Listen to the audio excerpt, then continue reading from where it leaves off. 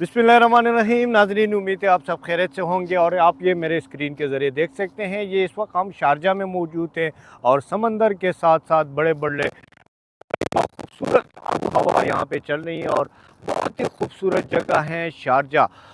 यकीनन आप लोग यहाँ पे आए होंगे। अगर आप लोग न भी आए हों तो एक दफ़ा ज़रूर शारजा का विज़िट करें। और शारजा यकीनन कल रात को हम पहुँचे थे। जितना हमने देखा शारजा बहुत ही खूबसूरत है कि शहर यहाँ पे हैं। और यहाँ पे ज़्यादातर हमने देखा हमारे पाकिस्तानी भाई भी यहाँ पे मौजूद थे। तो आप हमारे स्क्रीन के ज़रिए देख सकते हैं शारजा का खूबसूरत समंदर और वो साथ ही वो ब्रिज भी आप देख रहे हैं। और बहुत ही ज़बरदस्त मौसम है इस वक्त शारजा का। यकीनन न यहाँ पे गर्मी है और न यहाँ पे सर्दी है, बहुत ही नॉर्मल मौसम है। हवाएं चल रही हैं और आप भी आज